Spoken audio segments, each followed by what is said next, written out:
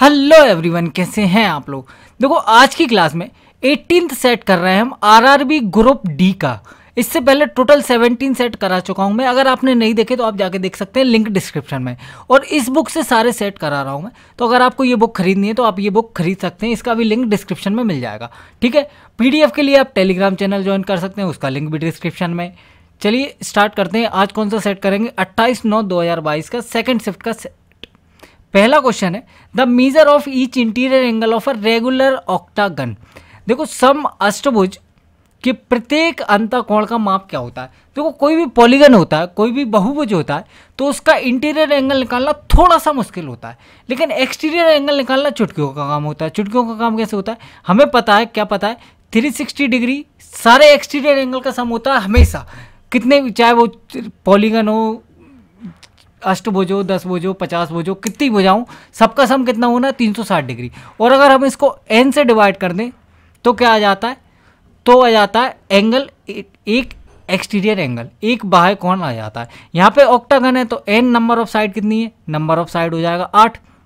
ठीक है, बिल्कुल ठीक है। इसको काट लो, इसको काट लोगे क्या आ जाएगा, 8 चौको 32, 8 पंजे 40, 45 डिग्री। ये क्या आ गया आपका, बाह्य कोण आ गया, एक्सटीरियर एंगल आ गया। अगर बाह्य कोण एक्सटीरियर एंगल है, आपको पता है बाह्य कोण और अंतःकोण का सम हमेशा कितना होता है, बाह्य कोण और अंतःकोण का सम योग हमेशा 180 डिग्री होता है। तो 180 में से इसको घटा लो, इंटीरियर एंगल आ जाएगा। आपसे इंटीरियर ही पूछा है, हो गया काम, बिल्कुल काम हो गया। देखो 180 में से 40 जाएंगे, 140, 5 और कम कर दो, 135 डिग्री आपका आंसर। बताओ कोई दिक्कत किसी भाई को, आसान सी चीज़ है, बिल्कुल ठीक है। मज़ा आ रहा हो तो लाइक कर देना और एक प्यारा सा कमेंट भी करना है, ठीक है। और चैनल पर नए हो तो चैनल को सब्सक्राइब करो यार, 50,000 सब्सक्राइबर कराने हैं हमें, ठीक है, जल्दी कराओ आप। If x plus y equals to 5 दिया है, x y बराबर 4 दिया है, वैल्यू पूछिए किसकी, x cube plus y cube की। x प्लस 5 के वाई कितना दिया है, 5 दिया है। देखो हमें पता है, क्या पता है, x प्लस वाई का होल क्यूब क्या होता है। आइडेंटिटी याद है किसी को, याद है तो जल्दी कमेंट करो, नहीं याद है तो सुनते जाओ। X cube plus y cube plus 3xy, x plus y, यही होता है। आप बोलो हाँ सर बिल्कुल यही होता है, आपने एक लाइन में लिख दिया, सही है। देखो एक्स प्लस वाई पता है, बिल्कुल पता है, 5, ये तो निकालना ही है। 3xy कितना है, 4 है, और x प्लस वाई कितना है, 5 है। 4 पंजे 20 दिया 60, 5 का क्यूब कितना हो जाएगा, 125। 125 में से 60 घटा दो, क्या आ जाएगा, x cube plus y cube. 125 में से कितना घटाना है, 60 घटाना है। तो देखो 60 घटाएंगे तो कितना बचेगा, 65 बचेगा। 60 और 65 का सम कितना होता है, 125 होता है। सही है, बिल्कुल सही है, 65 आंसर हो गया। आगे बढ़े,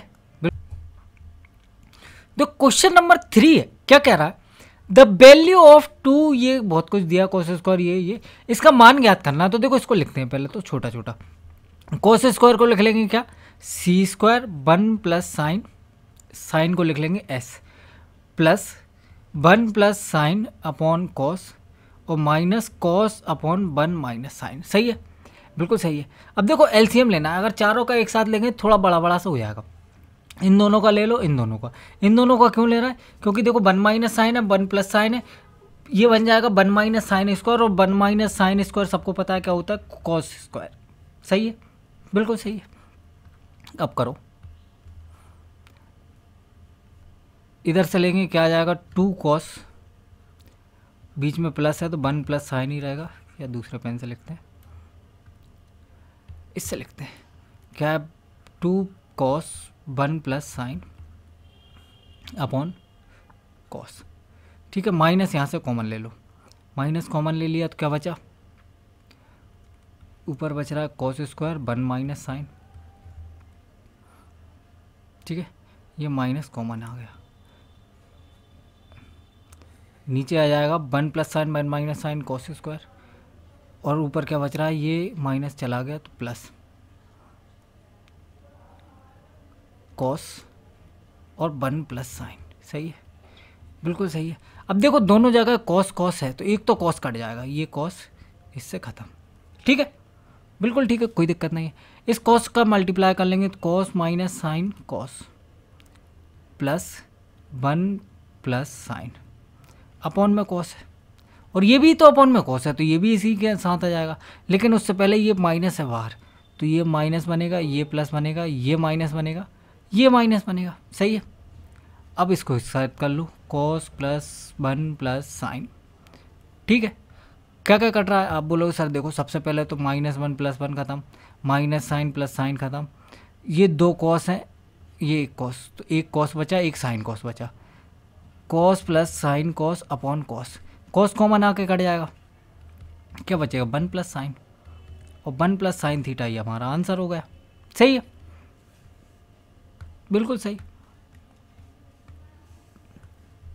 देखो बड़ा सा क्वेश्चन आ गया पाई चार्ट का। क्या कह रहा है, निम्नांकित पाई चार्ट का अध्ययन कीजिए और पूछे गए प्रश्न का उत्तर दीजिए। दिया गया पाई चार्ट 4 ब्रांड PQRS के खरीदे गए ट्राउजरों की संख्या दर्शाता है। चारों ब्रांड PQRS के खरीदे गए ट्राउजर की कुल संख्या 120 है। ब्रांड Q और R के खरीदे गए ट्राउजरों की कुल संख्या में से 1/3 ट्राउजर स्लिम फिट थे। इनकी कुल संख्या में से 1/3 क्या थे, स्लिम फिट थे।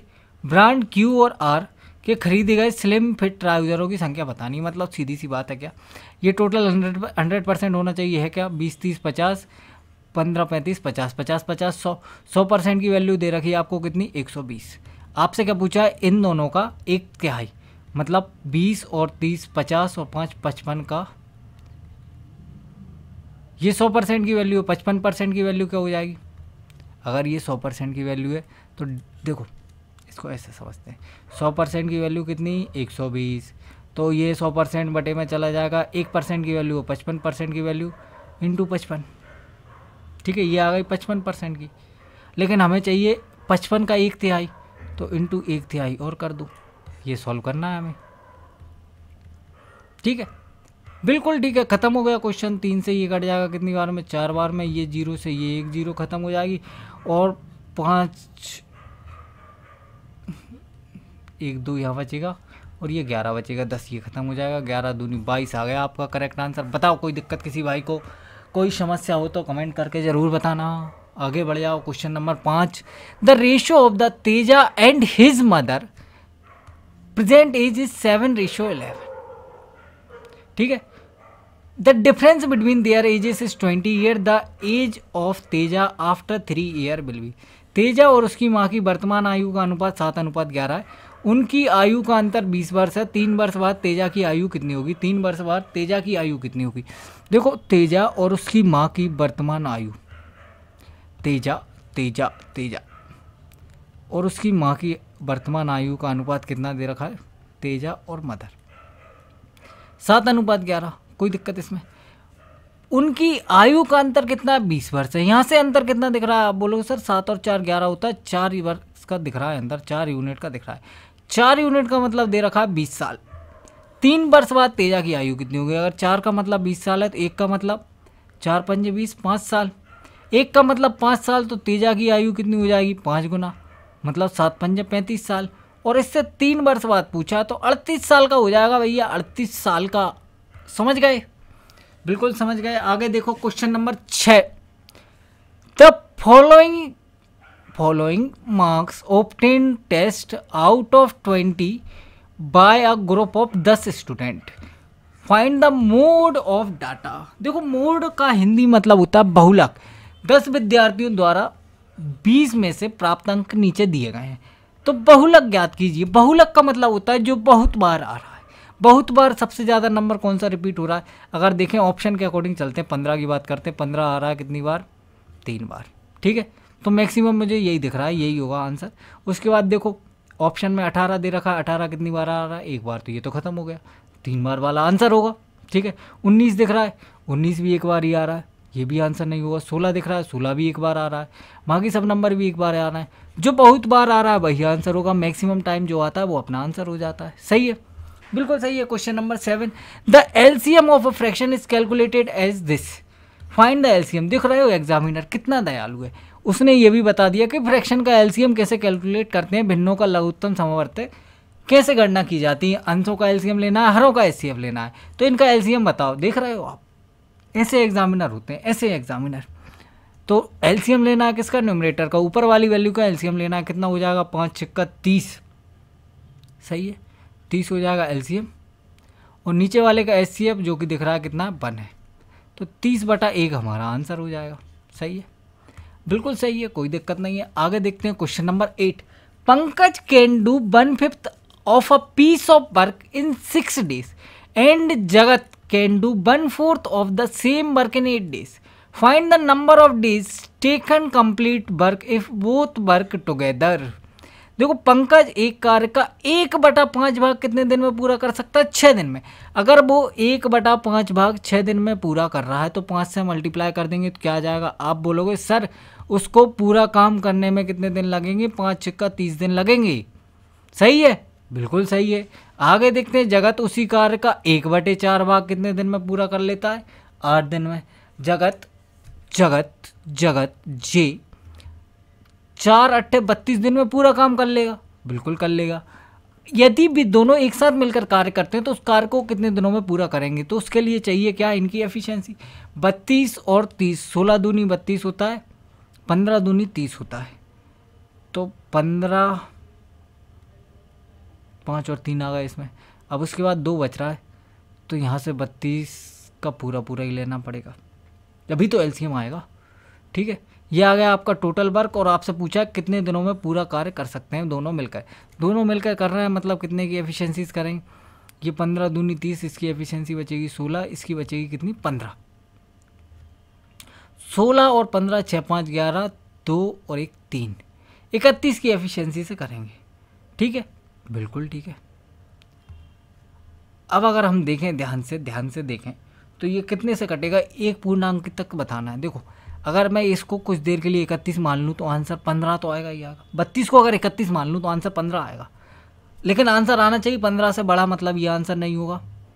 3 ऑप्शन फिर भी बच रहे हैं, 15 से बड़ा कितना हो सकता है ये देखने वाली बात है।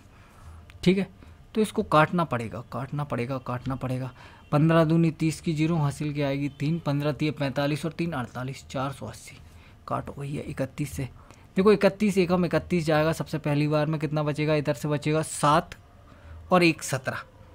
ठीक है, 3 5 15, 15 बार में जाएगा ही जाएगा, तो 16 वाला भी आंसर कट गया। अब ये 2 ऑप्शन बच रहे हैं, 3 5 15 बचेगा कितना, 15 153 170, मतलब फिर कितना बच रहा है, फिर 17 ही बच रहा है, फिर 5 बार में चला जाएगा। ठीक है, बिल्कुल ठीक है, आंसर आ गया। अब क्या चाहिए, क्वेश्चन नंबर 9 पे पहुंच जाते हैं।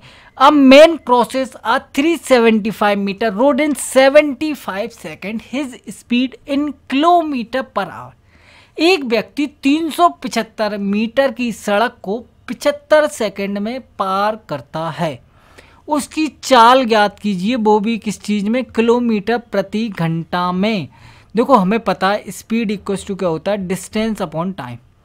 क्या डिस्टेंस अपॉन टाइम होता है, स्पीड इक्वल्स टू, स्पीड ही ज्ञात करनी है। स्पीड डिस्टेंस कितना है 375, 75 सेकंड में क्रॉस कर लेता है, लेकिन इसको मीटर पर सेकंड में आ गई ये स्पीड, हमें चाहिए किसमें, किलोमीटर प्रति घंटा में। अब देखो मीटर से किलोमीटर में जाना है, मतलब क्या करना पड़ेगा, 18/5 से मल्टीप्लाई। ठीक है, बिल्कुल ठीक है, काट लो। 18 से ये कुछ कट रहा है क्या, 25 3 75 होता है, 25 3 75 और 6 3 जा 18, सही है। 25 पंजे 125, 125 12 3 36, 3 बार में चला जाएगा। 3 6 जा 18 किलोमीटर पर आवर स्पीड आ गई। बताओ किसी भाई को कोई समस्या, सही है, बिल्कुल सही है। आगे बढ़ते हैं, क्वेश्चन नंबर क्या है 10। A certain sum under simple interest at a certain rate of interest per annum amounts to be 1200 in 2 year and 1500 in 3 year, the rate of interest per annum। एक निश्चित वार्षिक साधारण ब्याज की दर से एक निश्चित राशि 2 वर्ष में 1200 रुपये और 3 वर्ष में 1500 रुपये हो जाती है। वार्षिक ब्याज दर ज्ञात कीजिए। देखो समझते हैं, अगर 2 वर्ष में कितनी हो रही है 1200 रुपये और 3 वर्ष में कितनी हो रही है 1500, मतलब दूसरे वर्ष से तीसरे वर्ष तक जाने में कितने रुपए बढ़ गए, 300 रुपये बढ़ गए, तो आपको पता चल गया 1 साल का ब्याज कितना है। 1 साल का ब्याज है 300 रुपया। 1 साल का ब्याज कितना है 300 रुपया। अगर 1 साल का ब्याज 300 रुपये है तो 2 साल का कितना हो जाएगा। आप बोलोगे सर 1 साल का अगर 300 तो 2 का 600, 2 का 600, 2 वर्ष बाद राशि कितनी हो जाती है 1200। अगर 2 वर्ष बाद राशि 1200 हो जा रही, मतलब प्रिंसिपल कितना रहा होगा। आप बोलोगे सर प्रिंसिपल भी 600 रुपये रहा होगा। 600 रुपये पे 2 साल में 600 रुपये का ब्याज मिलेगा, जब ही तो 1200 रुपये होगा।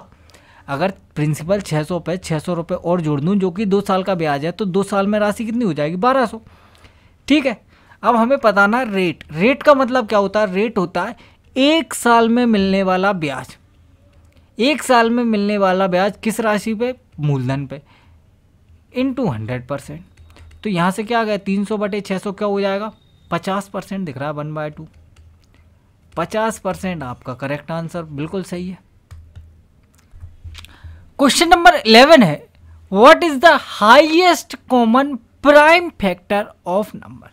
देखो हाईएस्ट कॉमन क्या पूछा, प्राइम फैक्टर पूछा है, महत्तम अभाज्य समावर्तक।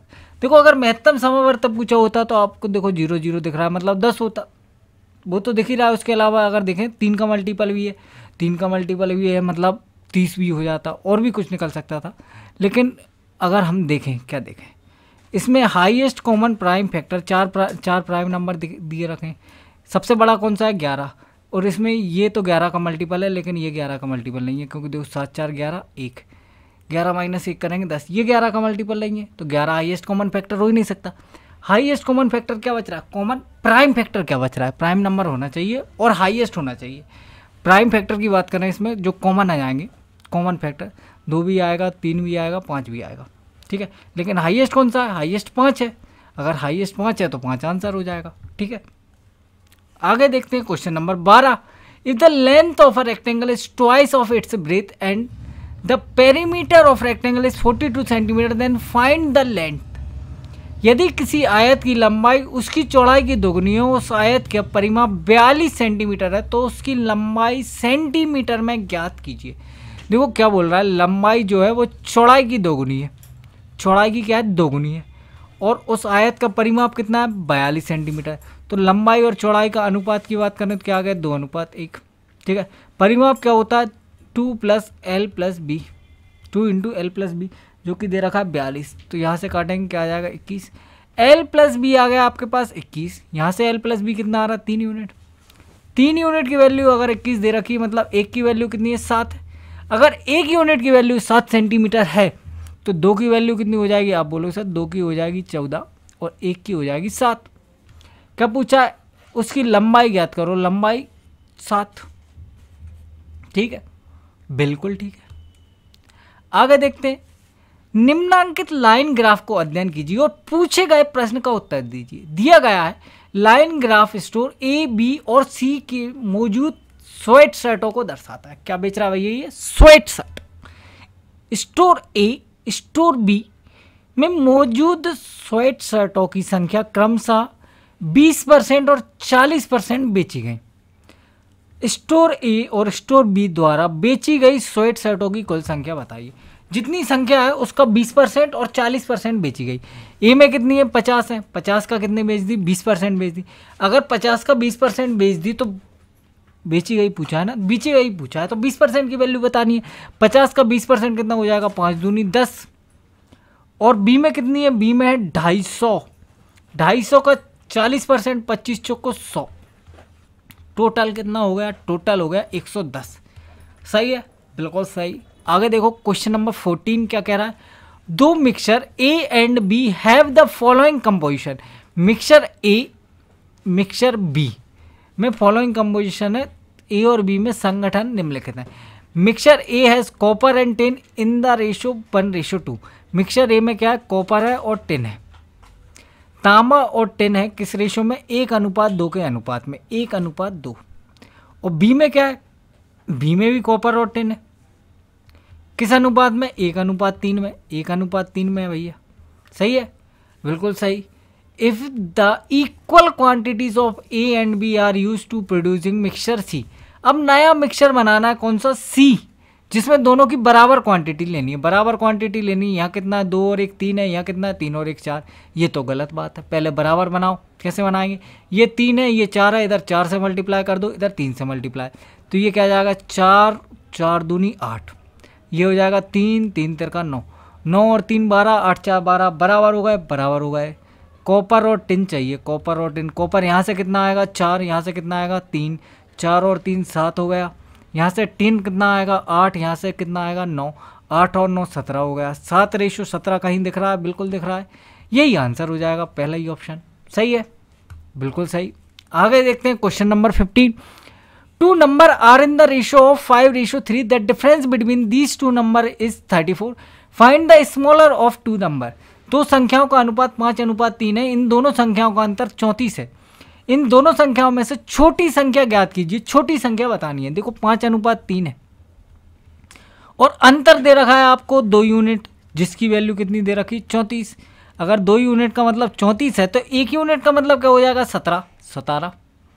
1 यूनिट का मतलब है 17। तो आपसे पूछा है स्मॉलर, स्मॉलर मतलब 3 यूनिट। भैया 3 यूनिट की वैल्यू क्या हो जाएगी 17 तिया 51, 51 इज द करेक्ट आंसर। आगे देखते हैं क्वेश्चन नंबर 16।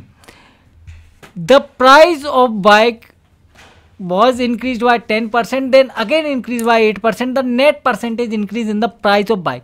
एक बाइक के मूल्य में 10% की वृद्धि की गई और पुनः 8% की वृद्धि की गई। बाइक का मूल्य में निवल प्रतिशत वृद्धि ज्ञात कीजिए। सक्सेसिव परसेंटेज डिस्काउंट को क्वेश्चन है, फॉर्मूला सबको पता है क्या होता है, x + y + xy बटे 100, यही लगाना है।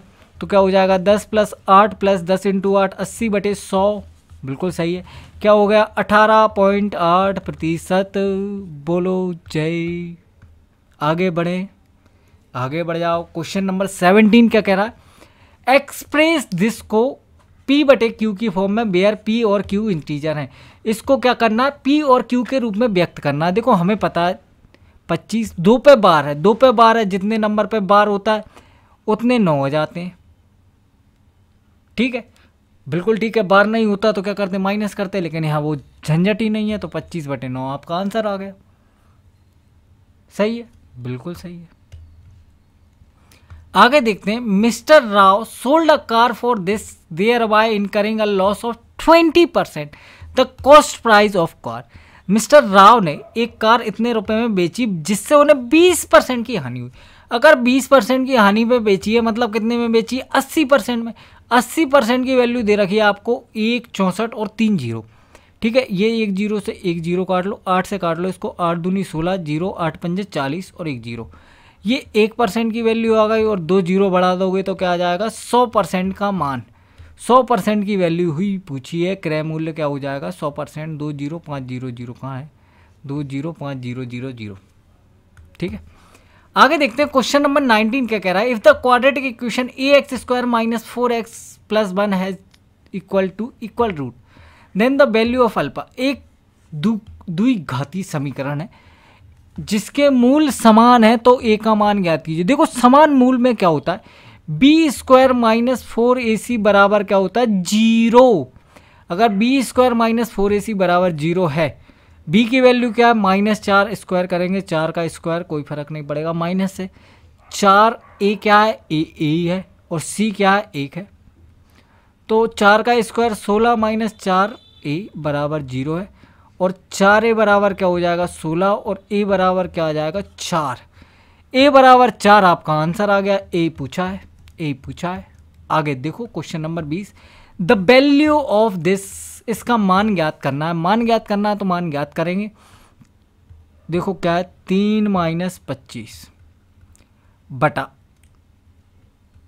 या इसको सॉल्व करते हुए ही चलते हैं। जैसे सबसे पहले इसको सॉल्व करेंगे, ये अंदर ब्रैकेट है तो देखो क्या है ये 3 × 7/21, तो 30 7 21 21 खत्म, बचेगा क्या 1, वो भी माइनस का।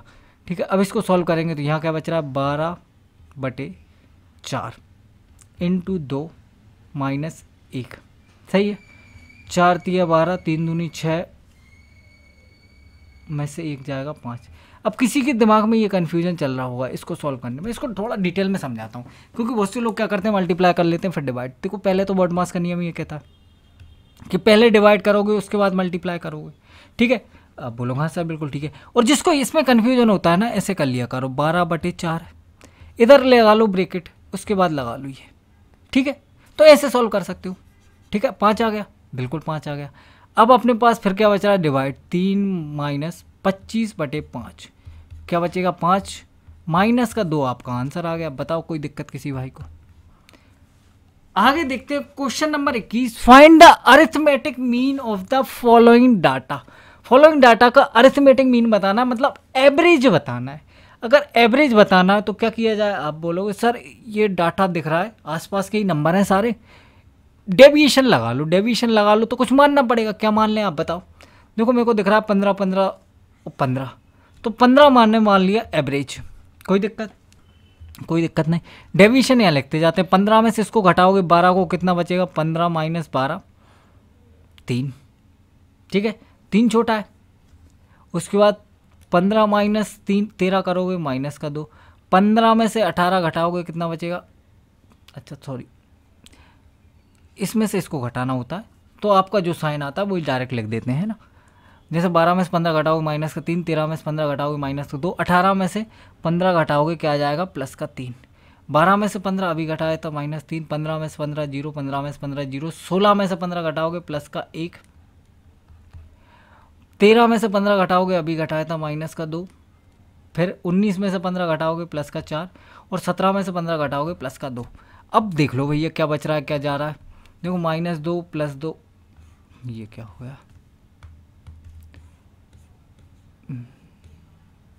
ठीक है बिल्कुल ठीक है। देखो माइनस का 2 प्लस का 2 ख़त्म, और कहीं कुछ रहा था, ये कट रहा है आपस में, ठीक है। 4 और 1 5, प्लस के 3 और 2 5, सब कट गए, सब कट गए, सब कट गए, तो 15 ही आंसर हो गया। कुछ बच जाता तो उसको ऐड, प्लस वाला बचता तो ऐड कर देते, सब में डिवाइड करना पड़ता उसको। जैसे बता देता हूँ मैं, अगर मान लो बच रहा होता है यहाँ पर 4, कितने नंबर है, 1 2 3 4 5 6 7 8 9 10 है, तो आपको अगर प्लस का 4 बचता तो +4/10 कर देते, और अगर माइनस का 4 बचता तो -4/10 कर देते, लेकिन यहाँ पर कुछ नहीं बचा, तो 15 ही आंसर मार्क कर दिया, ठीक है।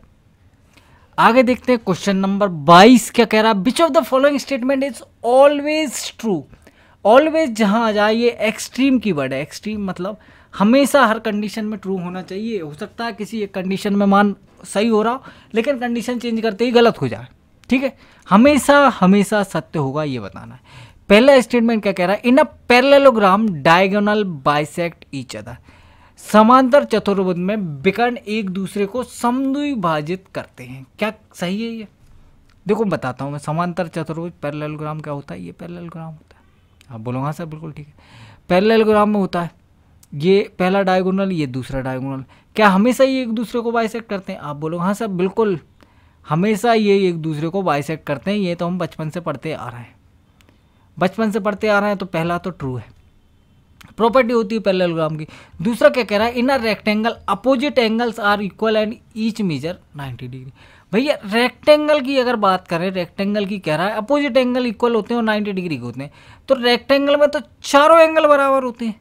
अगर चारों बराबर होते हैं तो 2 भी बराबर होंगे, और चारों कितने के होते हैं, 90 डिग्री के, मतलब ये भी ट्रू है, ये भी ट्रू है।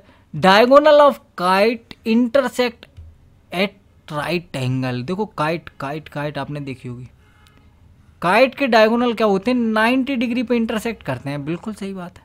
काइट के एंगल क्या करते हैं, 90 डिग्री पे इंटरसेक्ट करते हैं। ऑल 3 ABC आर ट्रू, हमेशा हमेशा, ठीक है। पतंग काइट के विकर्ण समकोण पर प्रतिच्छेद करते हैं। Mister Rao walk 45 kilometre in a day, what is the fraction of a day he walk per day expressed as fraction. देखो मिस्टर राव, श्री राव एक दिन में 45 मिनट टहलते हैं। प्रतिदिन टहलने के समय जो दिन के भाग के रूप में किसी भिन्न संख्या को निरूपित करता है, तो बताइए। देखो एक दिन में कितने घंटे होते हैं, आप बोलो सर एक दिन में होते हैं 24 घंटे, और मिनट में बात करें तो इंटू 60, इतने मिनट होते हैं एक दिन में, जिसमें से 45 मिनट टहलते हैं। 45 मिनट टहलते हैं तो इसको निकालना, 15 × 45, 15 × 60, 3 से ये कट जाएगा 8 बार में, तो 1/32 आ गया। बताओ भाई कोई दिक्कत किसी को, कोई दिक्कत किसी को, कोई दिक्कत नहीं है। आगे देखते हैं question number 24। Pallavi bought a toy for ₹128, decorate it at a cost of ₹15 and sold a toy for ₹130। Find the loss और गेन। देखो सिंपल सी बात है, पल्लवी ने एक खिलौना खरीदा 128 रुपये में, 15 रुपये उसकी साज सज्जा पे खर्चा कर दिए और 130 रुपये में बेच दिया। तो सीधी सी बात है, 128 का खरीदा, 15 इधर भी लगा दिए, 130 में बेच दिया, तो उसको हानि हुई है। तो लाभ वाले ऑप्शन तो खत्म। टोटल कितने खर्च किए उसने? 15 और 128, मतलब 5 8 13 12 और एक 13 और एक 14, 143, जिसमें से 130 में बेच दिया, 130 में बेच दिया। 143 पे 130 कितने का फ़ायदा क्या कर रहा हूँ, नुकसान हो रहा है उसको कितने का? 13 रुपये का। 13 रुपये का नुकसान हो रहा है 143 पे, 143 पे। 13 एकम 13, 13 एकम 13, 1/11। परसेंटेज में बात करें तो 100/11%। सही है, बिल्कुल सही है। आगे देखते हैं क्वेश्चन नंबर 25 और आज की क्लास का आखिरी question. Find the surface area of a sphere having radius 9 centimetre, 9 centimetre त्रिज्या वाले एक गोले का पृष्ठीय क्षेत्रफल ज्ञात कीजिए। देखो गोला गोला होता है, गोला ऐसा होता है गोला, ठीक है, स्फीयर। इसका क्या बताना है आपको? पृष्ठीय क्षेत्रफल बताना। पृष्ठीय क्षेत्रफल क्या हो जाता है? 4πr², 4πr², ठीक है, 4 पाई 22/7 r²। आर क्या है? आर 9 सेंटीमीटर, 9 सेंटीमीटर, ठीक है। अब देखो सब में दिख रहा है बटे में 7, तो क्या किया जाए? आप बोलोगे सर इसको यूनिट डिजिट से सॉल्व कर लेते हैं। यूनिट डिजिट से सॉल्व कैसे होगा? देखो 4 दूनी 8, 9 में 72, 2 9 में 18, मतलब 8/7 ऐसी फ्रैक्शन बचेगी। आगे कुछ भी हो सकता है। सही है, मान रहे हो आप? बिल्कुल मान रहे हो। अब देखो अगर इसको बनाए हम, ये मिक्स्ड फ्रैक्शन में लिखा हुआ है, इसको अगर इम्प्रॉपर फ्रैक्शन बनाएंगे तो 7 का इसमें मल्टीप्लाई करेंगे, इनका मल्टीप्लाई करते हैं, ये जोड़ दें, तो 7 का यूनिट डिजिट 0 में मल्टीप्लाई होगा, 0 आएगा, और 0 में 6 जोड़ेंगे तो इसका यूनिट डिजिट तो 6 आ रहा है। ये आंसर नहीं हो सकता। 7 या 21, 1 और 5 6 हो जाएगा, इसका भी आंसर ये भी नहीं हो सकता। 7 8 56, 6 और 2 8, ये हो सकता है आंसर, 8 बन रहा है। यहाँ 0 और 4 4 हो रहा है, तो ये भी आंसर नहीं होगा। एक ही ऑप्शन बचा जो आंसर बन सकता है, यही आंसर हो गया। बताओ कोई दिक्कत किसी भाई को? ठीक है, बाय।